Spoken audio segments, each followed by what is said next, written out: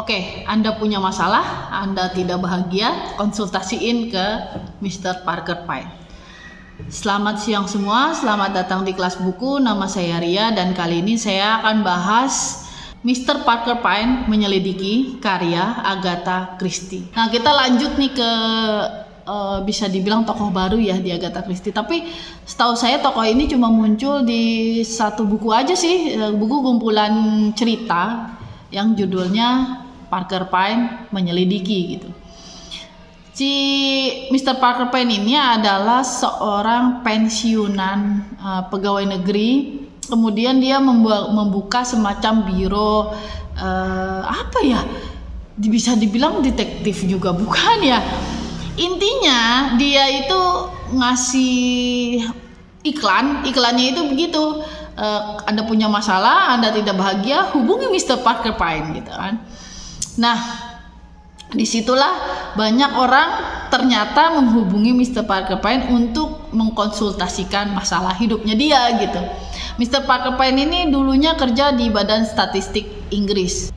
Setelah berpuluh-puluh tahun kerja, dia tahulah secara statistik orang tuh seperti apa gitu. Maka itu menjadi modalnya dia gitu kan. Cerita Parker Pine ini kan koleksi cerpen ya. Biasanya buku koleksi cerpennya Agatha Christie itu sebenarnya adalah cerpen-cerpen yang sempat diterbitkan, dan ini juga sama ya, diterbitkan di Strand Magazine tahun 1932 sampai 1934. Pada tahun 1934, penerbit Agatha Christie yaitu HarperCollins menawarkan untuk gimana kalau dicetak dalam bentuk buku. Kemudian Agatha Christie setuju ya. Nah, yang menarik menurut saya di buku Mr. Parker Pine menyelidiki ini itu bukan kasus-kasusnya. Kasus-kasusnya itu juga menarik sih, cuma agak diulang-ulang kalau menurut saya, karena gimana ya, ceritanya tuh selalu ada orang datang dan dia tidak bahagia. Tidak bahagianya itu kebanyakan adalah karena dia merasa bosan sama hidupnya dia. Ada orang kaya yang istrinya bosen sama dia, terus dia jadi nggak bahagia. Gimana sih caranya supaya istrinya itu tidak tertarik lagi sama dia gitu, tidak merasa bosan dengan dirinya. Ada yang bosen sama kehidupannya yang begitu-begitu aja gitu. Dia seorang pegawai, kemudian dia punya anak, punya istri, uangnya cukup untuk menghidupi, walaupun dia bukan berarti dia bermewah-mewah, tapi terus kemudian dia merasa bosen gitu. Kebanyakan seperti itu. Ada juga sih yang menarik gitu, misalnya ada perempuan dia seneng jadi dia menghabiskan duit banyak dan takut ketahuan suaminya, jadi dia mencuri perhiasan dari temennya. Setelah beberapa lama, jadi perhiasan itu digadaikan sama dia untuk dia bisa bayar utang gitu. Nah, hutangnya ini kayaknya harus cepat-cepat dilunasi gitu. Nah, setelah beberapa waktu dia berhasil ngumpulin duit lagi dan menebus perhiasan temennya itu. Cuma masalahnya dia nggak tahu gimana cara ngembaliin ke temennya. Kemudian dia minta bantuan sama Parker Pine gitu.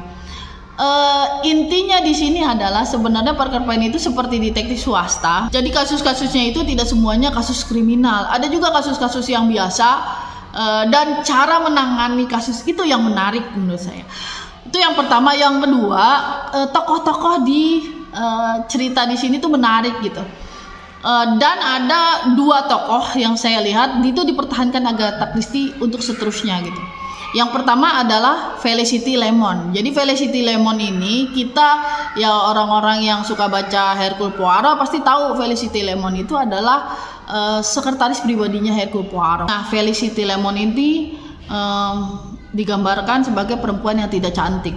Bahkan mungkin tidak cantik itu masih baik hati ya, karena beberapa frase gitu yang disebutin itu sangat jelek gitu. Tapi Felicity Lemon ini orang yang sangat efisien gitu ya. Jadi dia bisa mengikuti kepalanya Hercule Poirot. Hercule Poirot itu orang yang pengen rapi segala hal gitu. Saking rapinya sampai berlebihan gitu. Nah, Felicity Lemon adalah orang yang bisa mengikuti Hercule Poirot dan bahkan bisa klik lah sama Hercule Poirot. Terus tokoh kedua adalah tokoh favorit saya gitu, yaitu Ariadne Oliver. di sini jadi kita kenal Ariadne Oliver ini adalah sahabatnya Hercule Poirot. Dia itu seorang penulis cerita-cerita kriminal. Dia punya tokoh detektif yang tidak dia sukai gitu. Dia merasa terjebak dengan tokoh itu karena tokoh itu ketika dia awal menulis dan menentukan kebangsaan dari tokoh tersebut, dia tuh sebenarnya cuma asal nebak aja, asal-asalan aja gitu. Dia nggak tahu bahwa tokohnya itu kemudian jadi terkenal dan dia jadi terjebak untuk menulis tokoh itu terus-terusan. Ariadne Oliver juga merasa resek gitu karena tokoh ciptaannya dia itu punya kebiasaan-kebiasaan unik yang mengganggu gitu buat dia. Nah, familiar nggak sama orang itu? Jadi Ariadne Oliver ini adalah Agatha Christie itu sendiri gitu. Jadi saya nggak tahu apakah ketika dia menulis karakter di sini, tapi di karakter di sini Ariadne Oliver bukan penulis ya. Dia itu sekretarisnya dari Parker Pyne. Bisa jadi setelah buku ini Agatha Christie kemudian dia merasa saya ingin bikin tokoh yang menggambarkan diri saya sendiri gitu. Kemudian akhirnya dia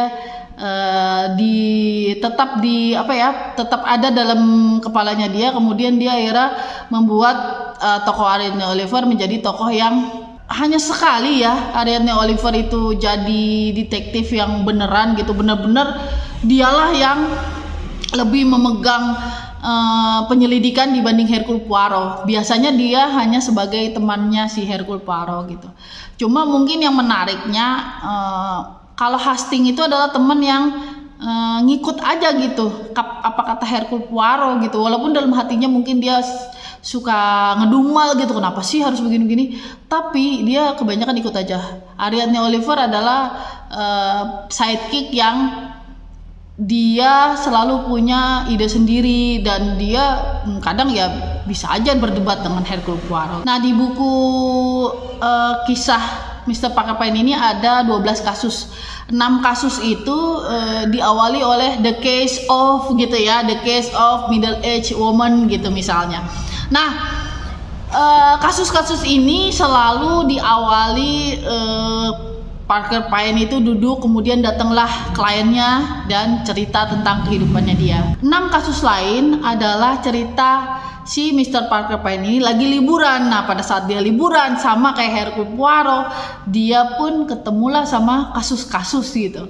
Dan yang 6 kasus pertama itu lebih ke kasus sehari-hari, dan 6 kasus selanjutnya itu banyak hubungannya sama kriminal ya. Di sini buku ini temanya sangat beragam dan kasusnya tuh nggak terlalu susah. Waktu pertama kali saya baca itu udah lama banget. Ini salah satu buku Agatha Christie yang pertama yang saya baca. Kayaknya waktu itu saya masih SMA kelas 1-an waktu saya baca buku ini. Dan waktu itu pun saya merasa bahwa ini nggak terlalu susah, cuma sedikit lebih tinggi lah dari trio detektif. Dan